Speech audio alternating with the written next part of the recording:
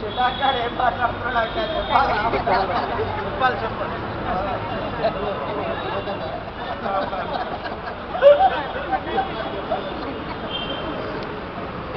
ఏదేదో మాట్లాడుతున్నాడు.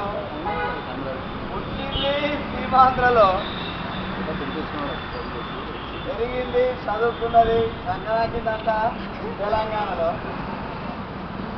ఇప్పుడు తెలంగాణ గురించి అవాకులు చివాకులు, నేనేదో సాధిస్తా, అది సాధిస్తా, ఇది సాధిస్తా అని మాట్లాడుతున్నాడు. ఇప్పుడు అర్థం కాలేదనుకుంటున్నా. ఇది ఎట్లున్నదంటే దూలానికి కట్టిన ఉట్టిని అందుకోలేనోడు చల్లబాబు మొగరానికి కట్టాడట వీడు. ఇట్లున్నది ఆయన కథ. ఇది ఆయన ఎవరంటే, అరే దూలమంటే తెలుసా? కాబట్టి మీరు అందరూ పల్లెటూళ్ళలో పుట్టిన లేదు, నాకైతే లేదా. నేను పల్లెటూళ్ళలో ఉంటే దూలం ఇట్లుంటుంది. దూలం ఇట్లుంటుంది. దానికి ఉట్టి కడతారు. ఉట్టి ఎందుకు కడతారు తెలుసా?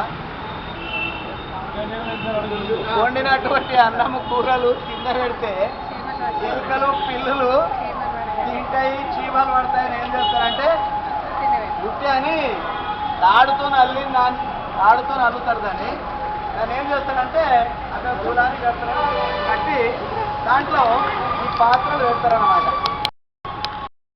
ఈ ఉట్టిని దూలాన్ని కట్టిన ఉట్టిని అందుకోలేనోడు చందమామం తీసుకొచ్చి మొగరాన్ని కట్టాడంట. మొగరం ఎక్కడ ఉంటుంది తెలుసా?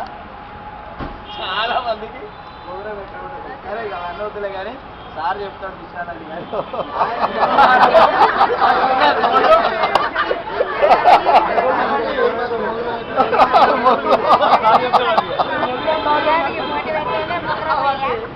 ఆయన ఉల్టా పల్టా మాటలు మాట్లాడుతున్నాడు. ఎవరంటే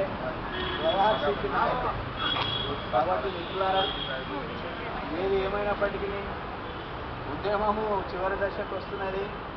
తెలంగాణ రాష్ట్ర సాధన కూడా చివరి దశకు వచ్చింది. కాబట్టి మనం ఎంతైనా అప్రమత్తంగా ఉండాల్సినటువంటి అవసరం ఇప్పుడు ఉన్నది. పార్లమెంట్లో తెలంగాణ బిల్లు పెట్టి పాస్ అయ్యేంత వరకు, రాజముద్ర రాష్ట్రపతి ముద్ర పడి బయటికి వచ్చేంత వరకు మనం అప్రమత్తంగా ఉండాల్సినటువంటి అవసరం ఎంతైనా ఉన్నది. సరే, ఇన్ని రోజులు మనోళ్ళు ఇక సీట్లకి కొంచెం పరిమితం అయిపోయింది. ఎందుకంటే ఇక తెలంగాణ వస్తుంది కానీ ఇక పోగడానికి అనుకుంటున్నారేమో. కానీ ఇన్ని రోజులు చేసిన ఉద్యమం ఒకెత్తు, ఇప్పుడు చేసిన ఉద్యమం ఒకెత్తు. కాబట్టి మనము 1:30కి వచ్చి మరి మన కార్యక్రమాన్ని మనము తెలంగాణ బిల్లు పాస్ అయ్యేంత వరకు కొనసాగించాల్సిందిగా మనవి చేస్తూ